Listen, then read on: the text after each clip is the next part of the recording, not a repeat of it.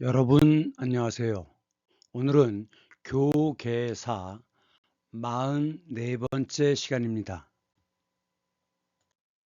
수거는 거두어 드린다는 뜻입니다. 그래서 재활용품, 병이나 캔 이런 것들을 수거하죠. 거두어 드리는 것이고, 추수는 추가 가을입니다. 가을에 거둬 드리는 것, 곡식이죠. 그 다음 정부 수립이라고 할 때 쓰는 글자인데, 이 수는 큰 나무입니다. 여러분들 광릉 수목원에 가봤나요? 수는 큰 나무고 목은 작은 나무를 포함한 모든 나무입니다. 그런 것이 수목원이고, 수령, 이것은 이입니다. 이빨, 이. 이것은 음을 나타내죠. 명령령. 그래서 이것은 나이령자예요. 그래서 나이를 연령이라고 얘기하죠. 나무의 나이가 수령입니다. 수첩, 첩은 작은 종이를 묶어놓은 것이 첩입니다. 수첩. 악수, 오른쪽은 집 옥자예요. 그래서 음식점에 보면 전주옥 이런 게 있죠. 거기에 왼쪽에 손이 들어가면 음이 악으로 바뀝니다. 잡을 악자예요. 그래서 손을 잡는 것이 악수죠. 수도, 한 나라의 가장 큰 도시, 수도. 권은 지금 이렇게 테두리가 쳐져 있죠. 이것은 울타리 할 때 울. 그 다음에 여기에서부터 우리라는 말이 나오는 겁니다. 우리 엄마는 이라고 얘기할 때. 그래서 이 권은 어떤 부분, 구역이란 뜻으로 쓰여요. 그래서 지구에 공기가 있는 그 울타리를 대기권이라고 얘기하죠. 우리가 생활할 때 왔다 갔다 하는 그 범위가 보통 정해져 있습니다. 그래서 그것을 생활권이라고 얘기하고, 정치하는 사람들끼리 자기들끼리 어쩌고저쩌고 정치권, 또는 기독교 문명권, 아시아 문명권, 이슬람 문명권, 불교 문명권이라고 얘기하죠. 권은 하나의 덩어리입니다. 덩어리. 그 다음에 이제 학교 성적도 성적이 상위권이다, 중위권이다, 하위권이다 이렇게 얘기하죠. 또는 그 세력이 얼마나 뻗치냐를 세력권이라고 얘기하고, 영향을 받는 그 범위를 영향권에 들어있다라고 얘기합니다. 수거라고 하면 거두어 가는 것이죠. 갈것자입니다. 거둘 수, 갈 거. 그래서 거두어 가는 것. 이것이 수거인데, 함은 뭐냐? 통. 이것을 함이라고 합니다. 그렇기 때문에 투표를 하는 통을 투표함이라고 얘기하죠. 그 다음에 아파트 단지의 경우 보면 이렇게 현관 안쪽에 호수별로 쭉 번호가 쓰여져 있죠. 그래서 이것을 우편함이라고 얘기하죠.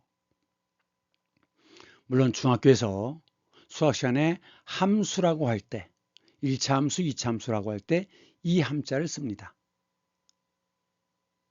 그 다음 수집, 거두고 집은 모을 집자예요. 모을 집. 그래서 우표를, 각 나라의 우표를 모으는 것을 수집이라고 하죠. 취미가 뭐니? 우표 수집입니다. 그 다음 거두어 드리는 것, 이것이 수입이죠. 그러면 직장을 다니면서 얻는 수입도 있지만 그 이외에 또 소득을 얻는 것이 있는데 그것을 부수입이라고 합니다. 부수입. 부는 버금이란 뜻이죠. 첫째가 으뜸, 둘째가 버금. 그래서 주 수입은 아니지만 그래도 두 번째 수입, 이것이 부수입입니다. 그래서 뭐 부수입이 짭짤하다 이런 얘기를 해요. 거둬들이는 것에 비해서 나누어서 나가는 것, 이것은 지출이죠. 그래서 수입과 지출 앞에서 수지라고 얘기합니다. 그래서 수지타산이 안 맞는다. 장사를 하는데 수지타산이 안 맞는다 이런 표현을 쓰죠. 그런데 또 동음이의어, 이 수입 말고 이런 수입도 있죠. 이게 뭐였어요? 바퀴. 그래서 바퀴에 의해서, 즉 마차나 배나 이런 것에 의해서 들어오고 나가는 것이 들어오면 수입이고 나가는 것은 수출이라고 하죠. 그래서 다른 나라에서 가져 들어오는 것은 수입이고 다른 나라로 내보내는 것은 수출품이 되는 겁니다. 그 다음에 이제 사회 시간에는 경상수지라는 말을 쓰는데, 수지는 당연히 받는 것과 지출하는 거예요. 그래서 이 경상수지라고 하는 것은 자본 거래를 제외한 무역, 수출을 얼마 했고 수입을 얼마 했죠. 그러면 수출이 더 많으면 돈이 우리나라로 들어오는 거잖아요. 또는 이제 그 운임 또는 보험료 또는 증여, 배상 이런 것들을 총 수입과 총 지출의 차액, 이것을 경상수지라고 합니다. 그래서 경상수지가 플러스다. 그러면 점점 경제가 좋아지는 거죠. 경상수지가 마이너스다. 더 많은 돈이 나가는 겁니다. 그럼 그 다음에 수익은 이익입니다. 이로울 이익. 그래서 거둬들이는 이익이 수익이에요. 그 다음 이 사진을 보시면 텐트를 치고 텐트가 여러 개가 있죠. 예, 난민 수용소입니다. 수용이라는 것은 받아들인다는 뜻이에요. 받아들이다. 너의 잘못을 용서할게. 받아들인다는 거죠. 그런데 난민이라고 할 때 이 난은 전쟁이 아닙니다. 재난이에요. 재난이 뭐죠? 홍수라든가 화재 이런 것에 의해서 집을 잃은 사람들, 머물 곳이 없는 사람들, 이런 사람들이 난민이 되는 겁니다. 어려울 난자입니다. 그런데 죄를 지으면 이렇게 철장 속에 갇히죠. 감옥에 받아들이는 것, 이것을 수감이라고 합니다. 수감. 경찰 입장에서 보면 감옥에 집어넣는 거죠. 하지만 이 죄수의 입장에서는 수감이 되는 것입니다. 감옥에 받아들여지는 것. 그 다음 추수, 가을 추자죠. 가을에 거둬들이는 것, 이것이 추수입니다. 보통 우리나라는 추석 때, 즉 9월에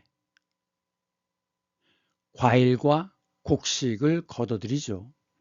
그래서 이제 미국에서는 그 수확에 대해서 감사하는 행사를 하는데 그것이 추수감사절이죠.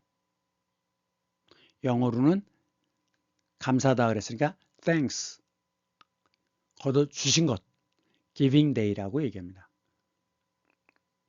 수확, 거둬들인다는 뜻입니다. 자, 왼쪽에 벼화가 들어갔어요. 그래서 이것도 곡물, 과일 이런 것들을 거둬들일 때는 요 확자를 씁니다. 그래서 과일을 수확하였다라고 쓰고, 그 다음에 이제 추곡수매라고 하는데 위에 선비사가 들어가 있으면 이건 파는 물건이에요. 그게 없으면 이것은 사다란 뜻입니다. 사다. 그래서 사들이는 것이 매수입니다. 수매. 너무 쌀이 너무 많이 수확이 됐어요. 그러면 쌀값이 매우 떨어지겠죠. 공급이 많아지니까. 그래서 농민들의 삶을 보호하기 위해서 가을이 되면 한꺼번에 쌀이 많이 쏟아지면 가격이 떨어지기 때문에 가을에 곡식을 정부에서 사들이는 겁니다. 이것이 수매예요. 수매. 그 다음 나라 국민의 세금을 환수하였다. 환은 돌아올 환자입니다. 그래서 갑을병정 무기경신임계 자축이며 진사오며 신유술에 이것을 60갑자라고 하죠. 그럼 제일 처음 갑을 자축이며 제일 처음 시작하는 게 갑자죠. 그래서 다시 갑자로 돌아왔다. 즉 만 60이 되었을 때를 환갑이라고 합니다. 다시 갑자로 돌아왔다는 거죠. 또는 돌회자를 써서 회갑이라고도 합니다. 만으로 60살이에요. 60. 한국 나이로 60이면 육순이라고 하죠. 육순. 다릅니다. 그 다음은 포로를 송환하였다. 돌려보내는 것이죠. 이것이 송환입니다. 송환. 그 다음 과학 시간에는 산화와 환원이란 말이 자주 나오는데 산은 산소입니다. 그래서 어떤 분자가 산소를 더 갖는 것, 이것을 산화라고 하고 원래대로 되돌리는 것, 돌아가는 것, 이것을 환원이라고 합니다. 그래서 환원시키다 이런 말을 써요. 그 다음 회수, 돌회자인데 회수라고 하는 것은 있던 물건 그대로 다시 받아오는 것이 회수고 환수라는 것은 형태가 바뀌어도 다시 받아내는 것이 환수입니다. 그래서 잃어버린 물건을 회수하였다. 잃어버린 금을 다시 찾는 것이 회수죠. 그런데 그 금을 팔았어요. 그럼 돈으로 받았을 거 아닙니까? 그 돈을 받아오는 것이 환수입니다. 그래서 환수와 회수는 약간 뜻이 달라요. 회수하였다라고 하면 원래 것을 다시 돌아오게 하는 것입니다. 그 다음 흡수. 자, 호흡이라고 할 때 호는 허파에서 공기가 나가는 것이 호입니다. 흡은 숨을 들이마시는 게 흡이에요. 그래서 서로 떨어져 있는 두 개를 받아들여서 하나로 만드는 것이 흡수입니다. 그래서 한 나라가 다른 나라를 무력으로 쳐들어가서 그 나라를 흡수하는 거죠. 압수라고 하는 것은 오른쪽은 갑을병정 무기할 때 갑자인데 왼쪽에 손이 들어가면 이건 손으로 누르는 겁니다. 누른다는 이야기는 결국은 강제로 한다는 뜻이에요. 그래서 강제로 뺏어오는 것, 이것이 압수입니다. 그래서 도적들이 물건을 훔쳤을 때 그 물건을 작물이라고 해서 압수하죠. 몰수는 이 몰은 물에 완전히 빠지는 것이에요. 그래서 배가 완전히 침몰하였다. 아무것도 안 보이는 겁니다. 그 다음 어디에 완전히 빠져들어가는 것, 게임에 몰입하였다. 옆에서 뭔 일이 나도 몰라요. 몰입하는 거죠. 해가 수평선 밑으로 떨어지는 것이 일몰입니다. 일몰. 몰수라는 것은 그래서 몰은 완전이란 뜻도 지니어요. 완전히. 그 사람이 갖고 있는 재산을 전부 다 걷어들이는 것이 몰수죠. 재산 몰수.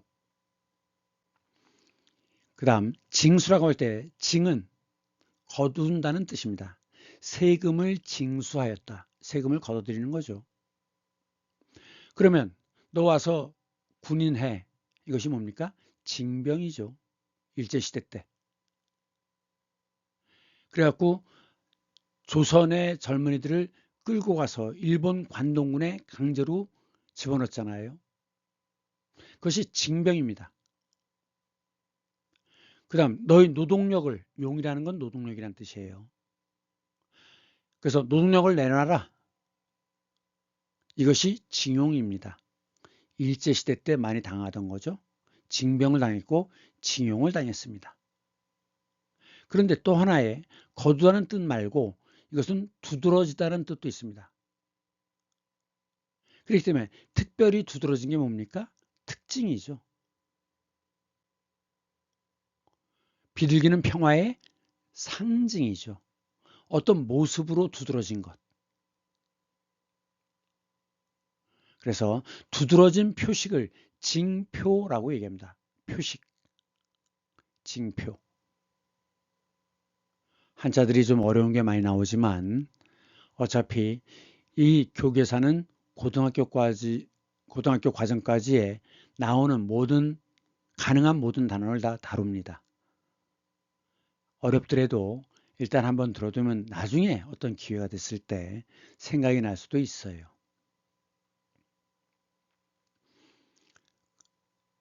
그런데 요 밑에 마음심이 들어가면 마음심이 들어갔죠? 혼내는 겁니다. 혼낼 징. 그래서 벌을 주는 게 뭡니까? 징계죠. 징계. 그래서 이제 교도소 같은 경우에 지시를 잘 안 따라요. 그러면 햇빛도 안 들어오는 방에다 가두죠. 그런 방을 징벌방이라고 합니다. 그 다음 징역살이를 한다. 감옥에 집어넣는 것을 징역을 산다라고 얘기하는데 이 역은 일입니다. 일. 그러니까 감옥에 갇혀 있으면서도 일을 했을 때는 징역 10년 이렇게 얘기하는 것이고 같은 10년이라도 금고 10년이 있습니다. 금고는 일을 시키지 않아요. 감옥에만 가둬두는 것이 금고형입니다. 역은 일이다. 일. 그래서 군대에 가야 하는 일이 군역이에요. 군역. 조선시대 때는 군역이라고 얘기했죠. 그 다음 미는 부정사죠. 걷어들이지 못한 돈, 이게 미수금입니다. 미수금. 영수하였다. 그러니까 얼마를 걷어들였다라고 하는 것을 확인해 주는 증명서. 이것이 영수증이고 그 다음에 수렴이 있고 발산이 있는데 이것은 고등학교 수학 시간에 나옵니다. 수렴과 발산이 나와요.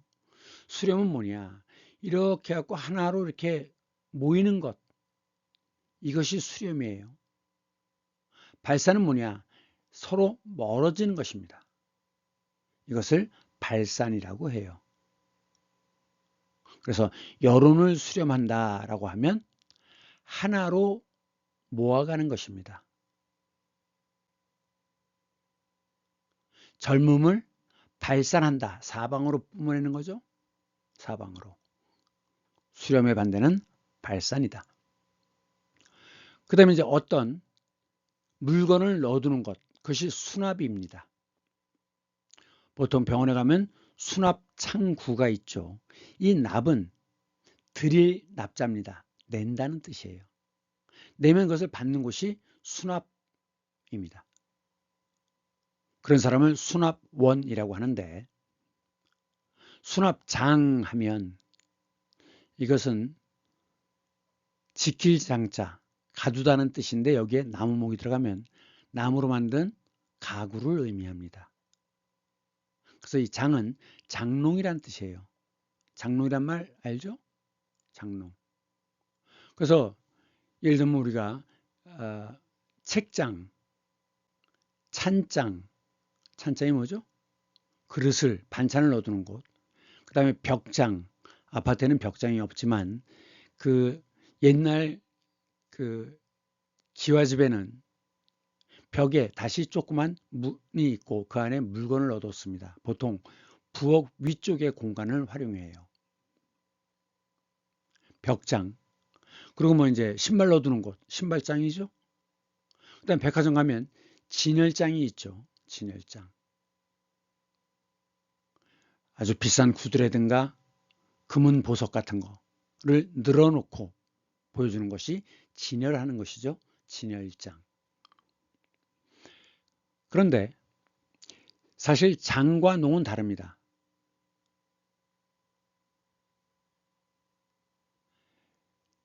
장은 이 덩어리를 나눌 수가 없는 거예요. 근데 농은 이 덩어리를 나눌 수 있습니다. 지금 여기 보시면 자, 이 두 칸으로 이렇게 나눠져 있죠. 이렇게. 그래서 요것을 떼어서 옆으로도 놓을 수 있는 거죠. 이렇게 이동이 가능한 것, 분리가 가능한 것이 농입니다. 그런데 우리나라는 보면은 이 장롱 밑에 다들 다리가 있어요. 왜 그럴까요? 우리는 온돌이잖아요. 바닥이 따뜻하죠. 그렇게 되면 이게 나무로 된 가구이기 때문에 이 밑에 열기가 올라오면 이 목재가 뒤틀릴 수가 있습니다. 그래서 우리나라 전통 가구들은 다 밑에 이렇게 발이 달려 있는 거예요. 그 다음 사태를 수습하였다. 시신을 수습하였다 이런 말 쓰는데 이 습은 습득물이라고 할 때처럼 습은 줍다란 뜻입니다. 그래서 떨어져 있는 것은 나눠져 있는 것을 모아서 걷어들이는 것이 수습입니다. 수습. 사태를 수습하였다. 폭력 사태를 수습하였다. 또는 자동차 사고가 났을 때 여기저기 나눠져 있을 수 있죠.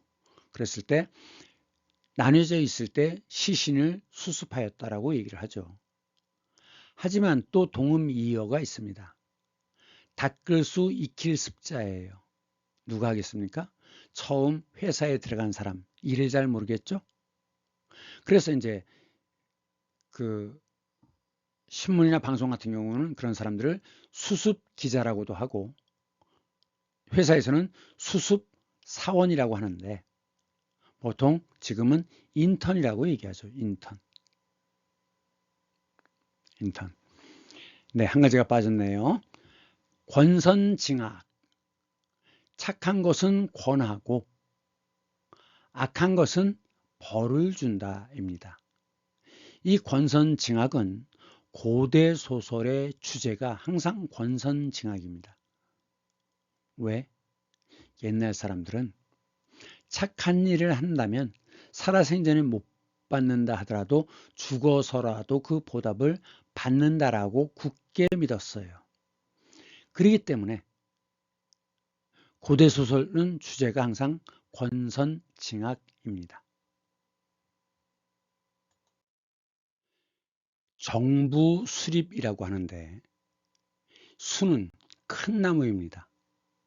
지금 여기 사람은 요만한데 은행나무가 엄청 높죠. 이렇게 거대하게 한 것을 세웠다. 그래서 정부의 경우에는 수립이란 말을 씁니다. 큰 나무 숫자예요. 그런데 이제 식목일이라고 할 때 목은 나무죠. 이 목은 큰 나무건 작은 나무건 나무는 전부 다 목입니다. 아까 얘기했던 광릉에 수목원이 있죠. 큰 나무, 모든 종류의 나무, 화초까지 포함해서 이것을 누구나 와서 감상할 수 있도록 만들어 놓은 곳이 수목원이에요. 원은 동산 원자입니다. 그래서 공공이 누릴 수 있는 동산, 공원이죠. 유치원, 유는 어리다는 뜻이에요.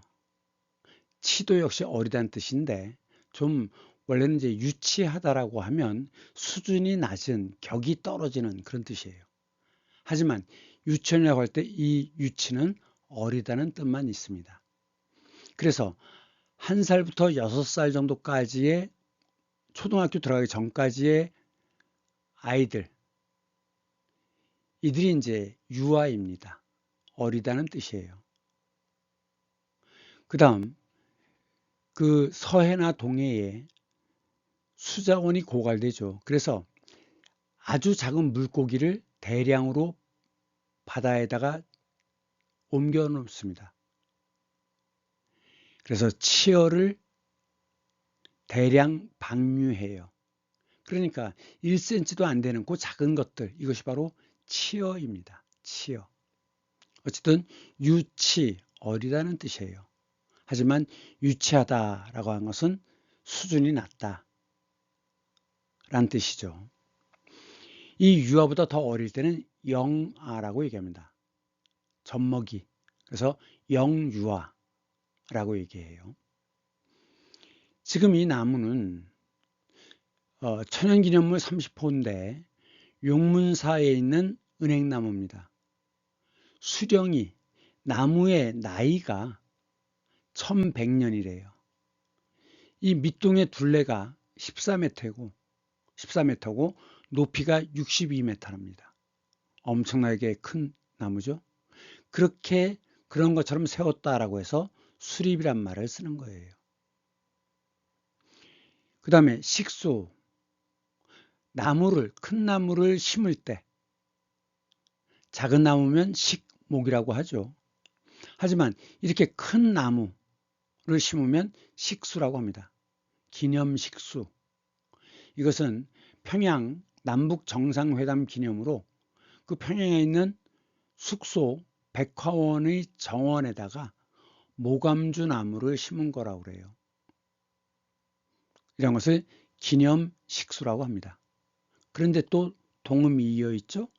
마시는 물, 그 식수도 있습니다. 그 다음 수는 다 큰 나무죠. 그래서 이게 지금 메타세콰이어예요. 이렇게 길 양쪽으로 심은 큰 나무를 가로수라고 하죠. 가로수. 여기 보면 밑에 흰 색깔이 있는데 이건 뭐냐면 겨울에 병충해를 막기 위해서 여기다가 소독약을 아랫둥에다가 밑둥에다 소독약을 발라놓는다고 합니다. 병충해를 없애기 위해서. 특히 베트남 하노이 같은 데 가보면 이런 모습을 많이 볼 수 있어요. 밑둥에 칠해둔 소독약. 과수원, 사과나무나 배나무 같은 거, 그런 것은 작은 나무가 아니라 큰 나무잖아요. 그래서 그런 나무를, 과일이 열리는 나무를 과수라고 얘기합니다. 그래서 과수원. 그 다음 화렵수가 있고 침엽수가 있죠. 이렇게 잎사귀가 넓은 것은 넓을 활자를 써서 잎사귀 옆, 엽록소, 염색체라고 할 때 잎사귀 옆입니다. 그래서 잎사귀가 넓은 것을 화렵수라고 하고 이렇게 바늘처럼 생긴 것을 바늘 침자를 써서 침엽수라고 하죠. 이 넓은 활자는 이것은 광활하다라고 하거나 아니면 개활지, 막힌 곳 없이 탁 트인 곳을 얘기할 때 개활지라고 얘기합니다. 그 다음에 이것은 야자수죠. 지금 여기 보면 녹색으로 생긴 야자가 달렸어요. 이것이 야자수죠. 야자수. 그런데 사람들이 이걸 잘 구별을 못 하더라고요. 야자가 달리는 것은 요건 끝을 칼로 잘라서 그 물을 마시죠. 그게 야자인데 이렇게 생긴 것, 이런 것들은 다 팜추리라고 합니다. 팜추리. 다 팜추리라고 하는데, 원래 이 팜추리는 어디서부터 온 거냐면 이 나무가 표본이에요.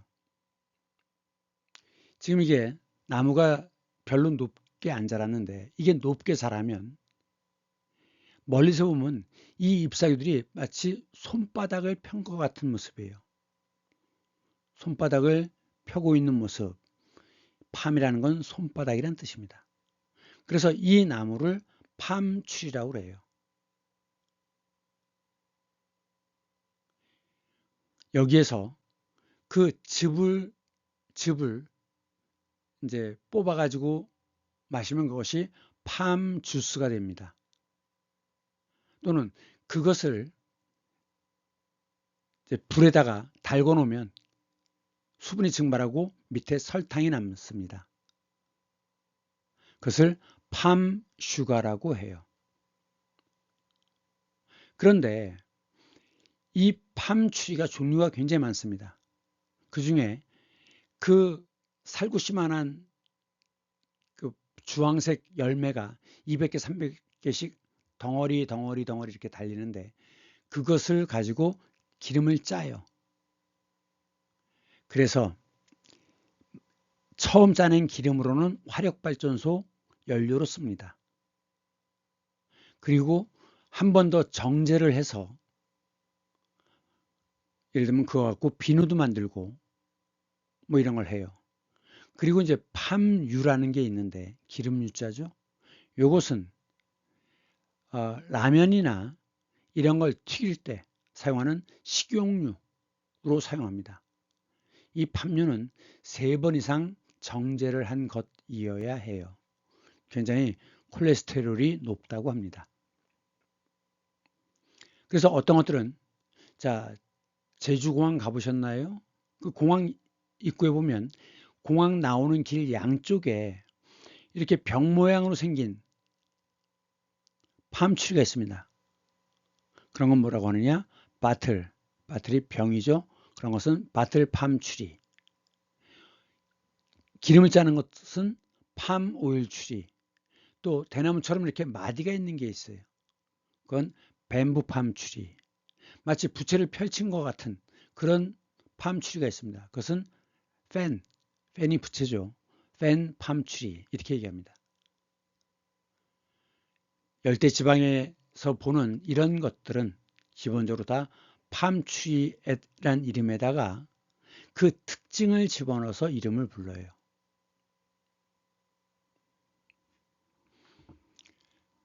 그 다음 과실수 그러는데, 이 과실에서 생긴 말이 과일입니다. 과일. 원래 과일은 이 한자에서부터 온 말이에요. 그래서 과일을 얻는 나무, 배, 사과 이런 것들, 이게 과실수죠. 근데 이제 구경을 하기 위해서, 감상을 하기 위해서 키우는 나무가 있어요. 그런 나무를 관상수라고 합니다. 지금 여기 보면, 자, 돌을 놓고, 연못을 파고 돌을 놓고 나무를 심어놨죠. 그러면서 이제 이 모습을 감상하는 겁니다. 이런 나무가 관상수예요. 그런데 물고기도 있죠. 보통 중국에서는 잉어를 많이 키우는데, 잉어 같은 것들을 관상어라고 합니다. 물고기어. 그런데 이 잉어는 원래 한자 말이에요. 마을 리자에 물고기어가 들어갑니다. 그래서 잉어 리자예요. 이어였는데 나중에 받침이용이 더 들어갔어요. 그래서 잉어가 된 겁니다. 가희아지, 아지는 작다는 뜻이죠. 개는 원래 가희였습니다. 가희. 그래서 강아지, 소아지, 이응이 들어가서 송아지, 말아지, 망아지 이렇게 되는 거죠. 그런데 이 잉어와 관련 있는 게 등용문입니다. 이 잉어가 물길을 따라서 상류로 거슬러 올라가는데 높은 절벽이 있대요. 이 잉어가 온갖 힘에서 풀쩍 뛰어서 폭포 위로 뛰어넘으면 그 순간에 이 잉어가 용이 돼서 하늘로 올라간답니다. 그 높은 폭포를 뭐라고 그래요? 용문이라고 합니다. 용문. 용이 되는 문. 그래서 등용문이라고 하면 용이 되어 올라가는 문이란 뜻이에요. 그런데 용은 한국에서는 임금을 상징하지만 중국에서는 높은 벼슬을 상징합니다. 그래서 중국 가정집이나 아니면 중국집 이런 데 가보면 이렇게 잉어 그림을 많이 볼 수 있어요. 그 이유는 자기 자식이 높은 벼슬 하기를 바라는 마음입니다. 근데 문제는 이렇게 관상수를 심어 놓으려면 마당이 넓어야 되잖아요. 요즘은 땅이 매우 비싸죠. 그래서 이것을 집 안으로 갖고 들어옵니다. 그래서 어디다 심어요? 화분에다 심습니다. 화분. 나눌 분자 밑에 것은 그릇명입니다. 그릇처럼 생겼죠? 그래서 이것을 그릇 분자예요. 그릇 분. 거기다가 심는 것. 이것을 분재라고 합니다. 분재. 그릇에다 심는다. 분재입니다. 그런데 여기 보면 가위가 있죠? 이렇게 잘라주는 거. 이걸 전지라고 하는데, 자, 위에 거는 앞전자예요. 밑에는 칼로가 들어갔습니다. 칼. 그래서 이 자체가, 전이라는 뜻 자체가 가위란 뜻이에요. 지는 뭐죠? 가지, 나뭇가지. 그래서 나뭇가지를 잘라주는 것, 이것이 전지인데, 사람들이 이게 가위란 뜻인 걸 잘 모르니까 보통 이런 걸 뭐라고 불러요? 그냥 전지라고 하지 않고 전지 가위 이렇게 얘기하는 겁니다. 마치 역 앞이라고 얘기할 때 역전이면 역 앞인데 전자를 잘 모르니까 역전 앞 이렇게 얘기하는 거와 똑같은 거예요. 수단에서 단은 1단, 2단, 3단, 계단이라고 할 때 그 단이라는 뜻도 있지만 여기서는 방법이란 뜻입니다. 그래서 어떤 일을 처리하는 방법, 이게 수단이죠. 수법, 법, 방법이죠. 방법. 수건, 건은 천입니다. 손 닦을 때 쓰는 거 수건이죠. 수첩, 첩이라고 하는 것은 작고 납작한 종이, 이것을 첩이라고 합니다. 앞에서 여러분들 공명첩을 배웠는데 기억나실지? 공은 빌공, 명은 이름이죠. 그러니까 실질적으로 벼슬을 받는 게 아니라 명목상의 이름만의 벼슬, 이것이 공명입니다. 그러니까 예를 들면 서울, 명예 서울시장 이런 식인 거예요. 명예 포천 군수 이런 식. 그다음 수기는 손으로 기는 몸기자에 말씀안에 들어가면 기록하다란 쓰다란 뜻입니다. 그래서 손으로 직접 쓴 것, 타자라든가 이런 것이 아니라 손으로 직접 쓴 것, 이것을 수기라고 합니다. 수기. 수술, 술은 기술이죠. 외과 수술. 실수, 일을 실자예요. 그러니까 실수하였다. 손놀림이 잘못된 거죠. 실수.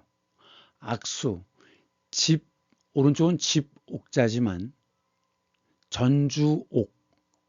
어떤 음식점들은 이름이 옥으로 끝나는 데가 있습니다. 왼쪽에 손이 들어가면 손으로 잡는 거죠. 그래서 악수하다. 원래 이 악수는 나는 무기를 갖고 있지 않아 라는 걸 보여주기 위해서 로마에서부터 시작됐다는 거죠. 그런데 이 악수도 있습니다. 아칼악자, 바둑 같은 경우에, 장기 같은 경우에 악수를 두었다. 잘못된 수라는 거죠. 자, 악은 잡을 악자입니다. 그래서 얼마나 잡는 힘이 세냐, 이것을 악력이라고 하고, 그것을 측정하는 기구, 이런 것을 악력기라고 얘기하죠. 이 기자는 간단한 도구일 때 쓰는 겁니다. 기계라고 할 때 그 기자와 달라요. 그 다음 박수는 오른쪽은 실백자지만 왼쪽에 손이 들어가면 손으로 두드리는 겁니다. 그래서 손바닥을 두드리는 것이 박수죠. 자, 모두 박수, 박수 주세요. 박자는 4분의 3박자, 4분의 4박자, 8분의 6박자 이런 것들. 이게 박자죠. 두드린다는 뜻입니다. 그 다음 말을 탈 때 말의 옆구리를 찔러가지고 빨리 달리게 하는 걸 뭐라고 하죠? 박차라고 하죠. 그래서 박차를 가하다 그런 말을 씁니다. 세수, 먼저 선자죠. 먼저 태어난 사람들. 그게 누굽니까? 선생이죠. 옛날에는 책이라는 게 없었기 때문에 경험으로 모든 걸 판단했기 때문에 나이가 많이 든 사람이 경험이 많고 나이 많이 든 사람이 가장 지혜로운 사람이었습니다. 그래서 선생이란 말을 쓰는 거예요. 지혜를 가진 자. 그런데 왼쪽에 물수가 들어갔죠. 그래서 물로 씻는 겁니다. 씻을 세자예요. 그래서 손을 씻는 것이 세수죠. 그런데 여러분들은 얼굴도 씻죠. 네, 원래 세수의 뜻은 손만 씻는 겁니다. 그럼 얼굴을 씻는 건 뭐냐? 세면입니다. 얼굴면. 그래서 이런 걸 뭐라고 그래요? 세면대라고 하죠. 대라고 하는 건 높고 평평한 것이 대입니다. 탁구대, 당구대, 전망대, 높고 평평한 것이에요. 그러면 이제 세족식이라는 게 있죠. 예수님이 그랬다던가요? 제자의 발을 씻어 주었다. 그래서 발족자입니다. 그래서 그러한 의식을 거행할 때 그것을 세족식이라고 얘기합니다. 그러면 차를 씻는 건 뭐죠? 세차. 세척은 척은 씻을 척자예요. 그래서 세척하다. 식기, 세척기. 그러니까 더러운 것이 붙어 있는 것을 떼어내는 것입니다. 세척. 그 다음 탁. 탁이라는 건 흐리다라는 뜻이에요. 즉 때가 묻은 것. 그것을 세탁이라고 하죠. 세탁기. 그래서 흐릴 탁자이기 때문에 막걸리를 뭐라고 합니까? 탁주라고 하죠. 뿌옇잖아요.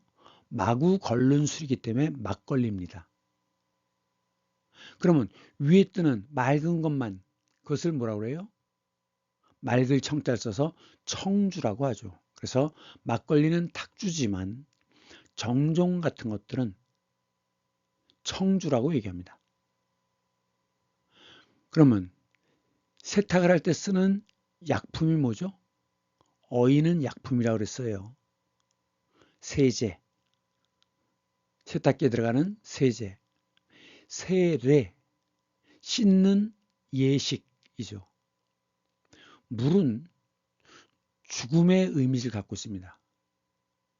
그래서 며칠 후 요단강 건너가 만나리. 강의 물의 저쪽은 죽음의 세계예요. 그 다음에 항구에서 백고동 소리가 들리면 왠지 슬퍼지죠. 그래서 물은 죽음의 상징이기도 하지만 반대로 물은 새롭게 태어난다는 뜻도 있습니다.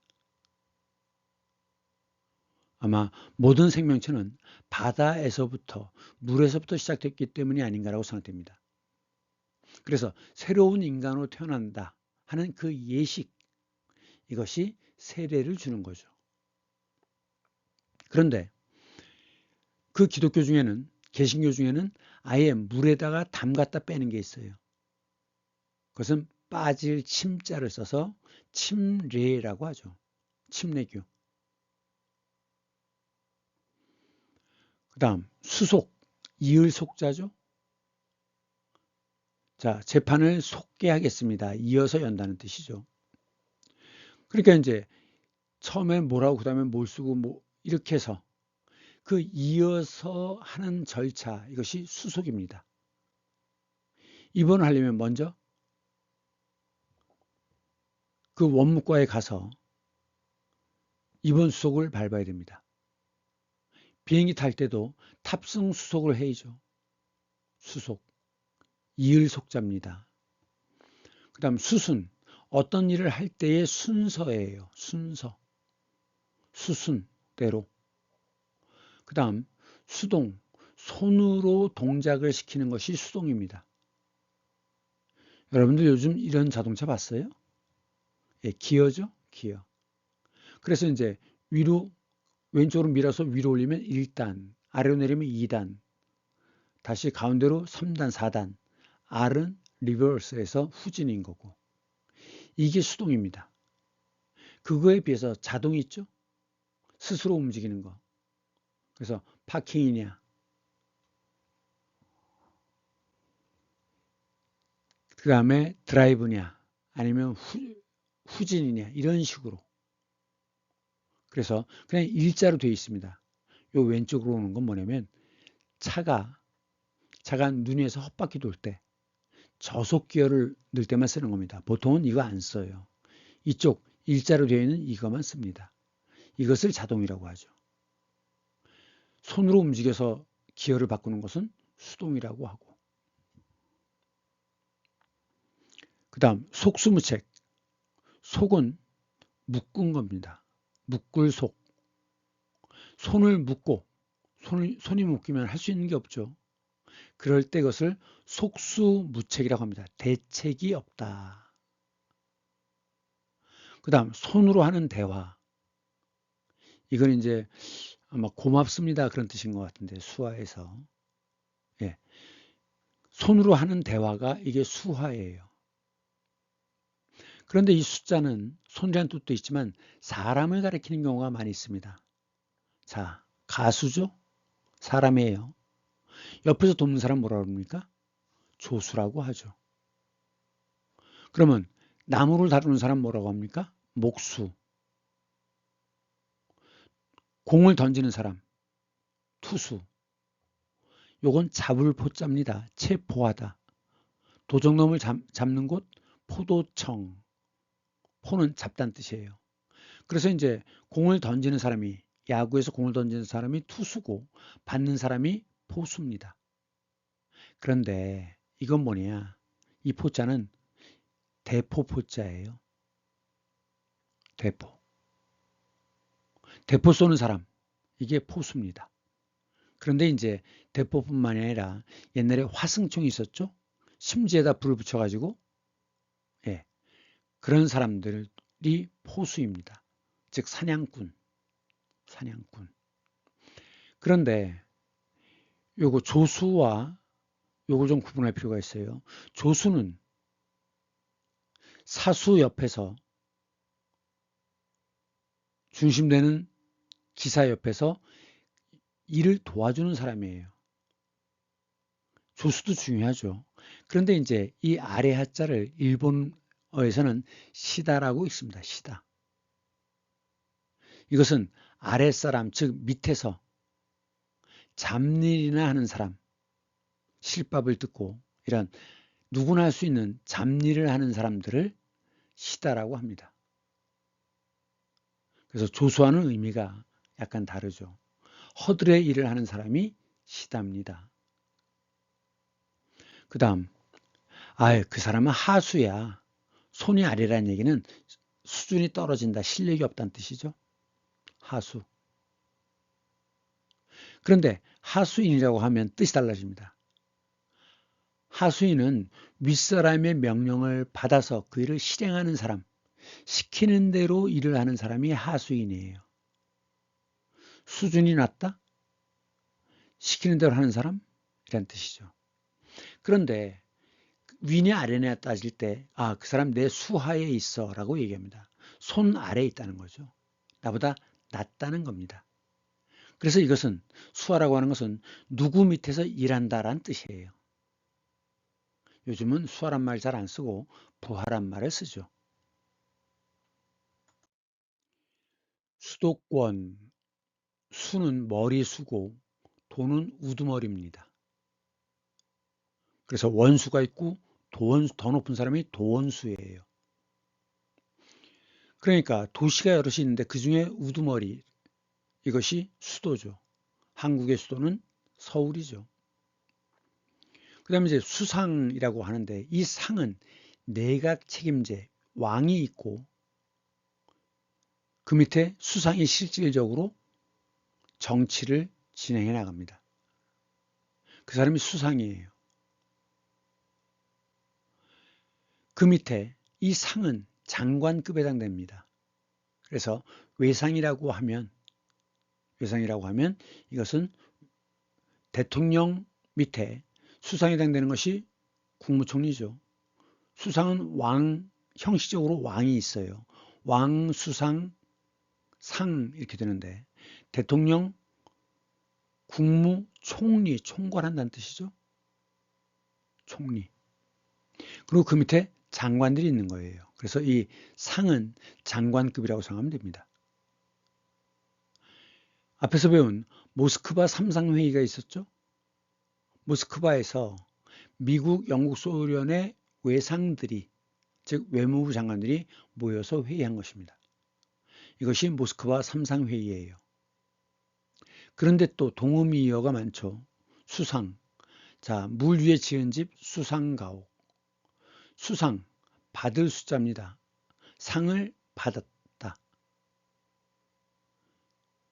수상자는 누구? 이렇게. 수상은, 자, 이 상은 얼굴 상자입니다. 손에 있는 것을 보고 미래를 점치는 게 수상이에요. 즉, 손금을 보고서 미래를 점치는 거죠. 그럼 얼굴 보는 건 뭐라고 합니까? 관상이라고 하죠. 발바닥을 보고도 미래를 점쳐요. 그것은 족상이라고 얘기합니다. 상은 서로란 뜻도 있지만 모습이란 뜻도 있어요. 물론 여기서처럼 장관, 우두머리란 뜻도 있습니다. 아, 그놈 참 행동이 수상하다. 특별하게 이상하다는 거죠. 특수하다. 평범하다. 그 다음 프랑스의 그 사상가 몽테뉴라는 사람이 있습니다. 그 사람이 그때 떠오르는 생각을 적은, 기록한 책, 그것이 몽테뉴의 수상록입니다. 수는 따를 숫자예요. 그래서 생각나는 대로, 북 가는 대로 쓴다라고 해서 그게 수필이죠. 수필. 그 다음 옆에서 따라다니는 비서가 수행비서죠. 수행비서. 그래서 그때 떠오르는 생각을 기록한 것, 이것이 수상록입니다. 록은 기록한다는 뜻이에요. 그래서 소리를 기록한 게 녹음이죠.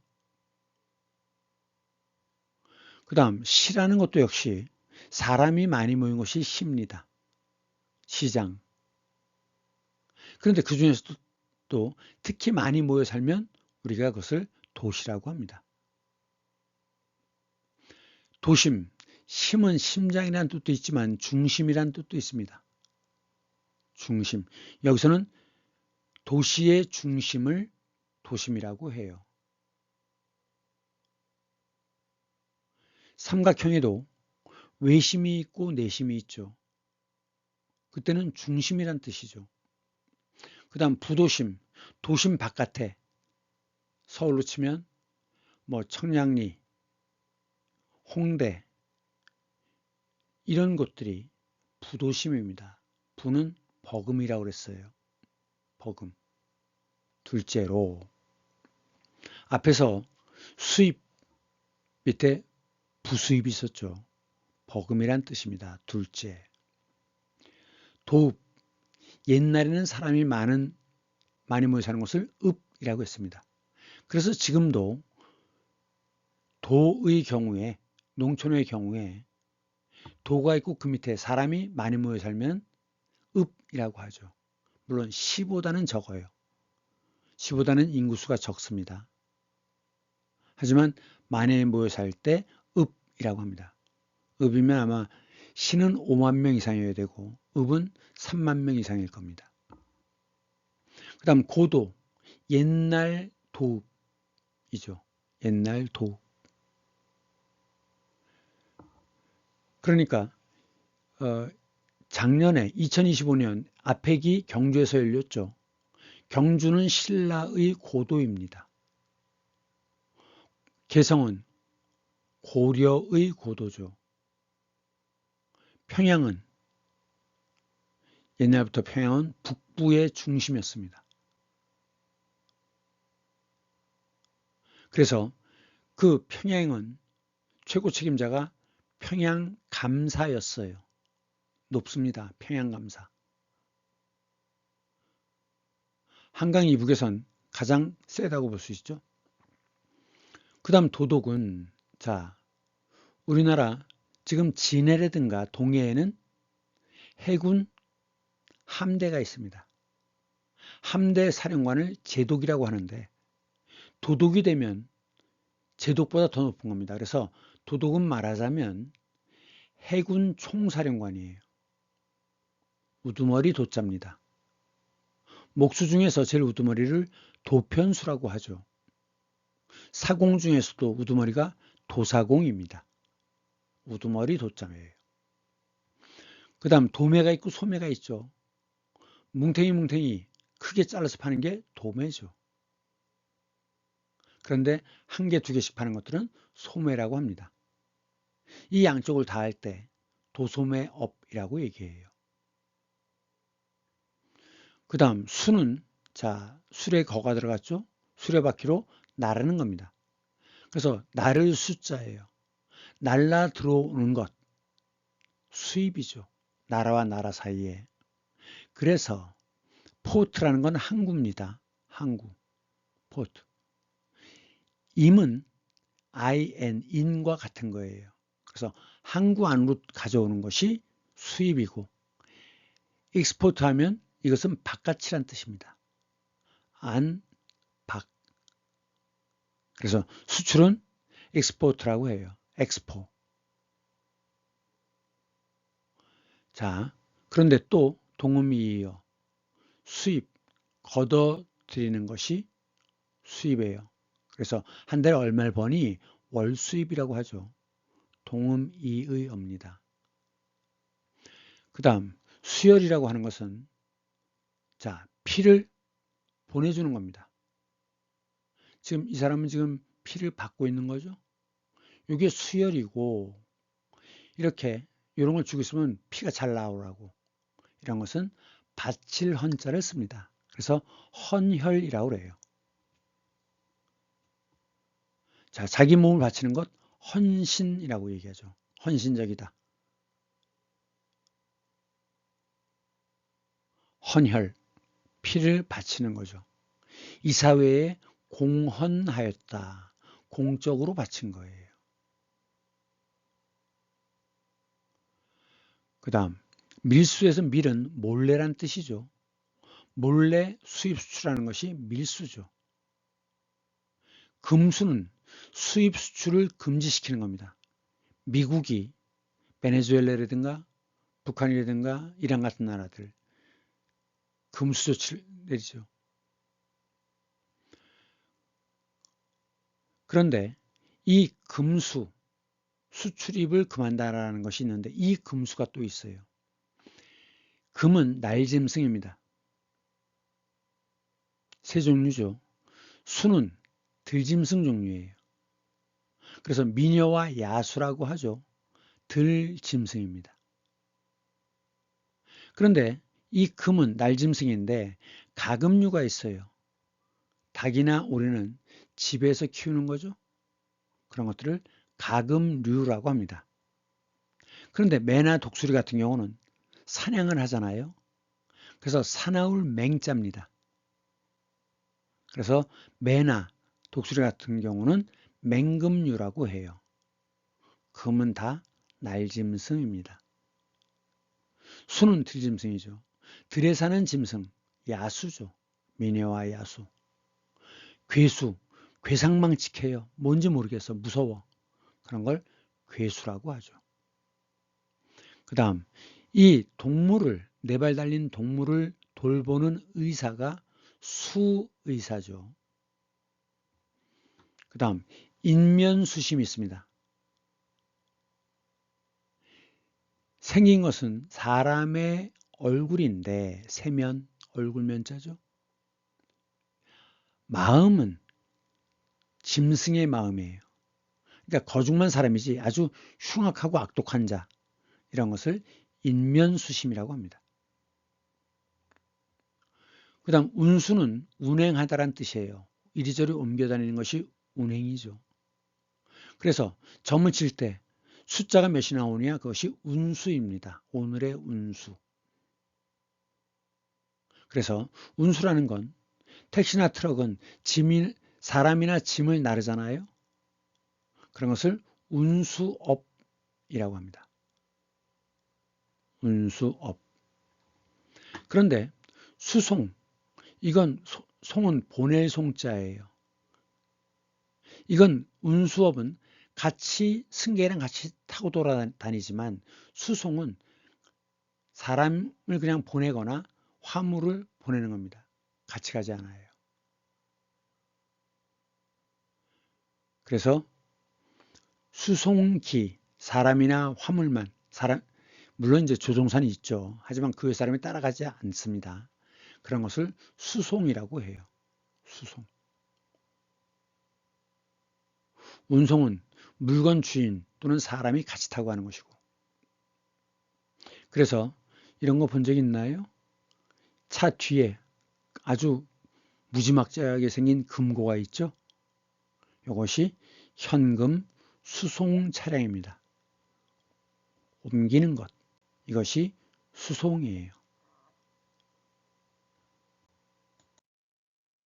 오늘은 수거함, 그 다음에 가을에 하는 추수, 정부 수립, 큰 나무의 나이, 수령, 수첩, 잡을 악, 악수, 수도, 권, 우리, 울타리라고 그랬죠? 울타리. 대기권. 다음 시간에는 수수료와 습득물 시위, 그 다음에 신탁 통치에 대해서 하겠습니다. 자, 다음 주 월요일 날 다시 만나요. 모두 안녕.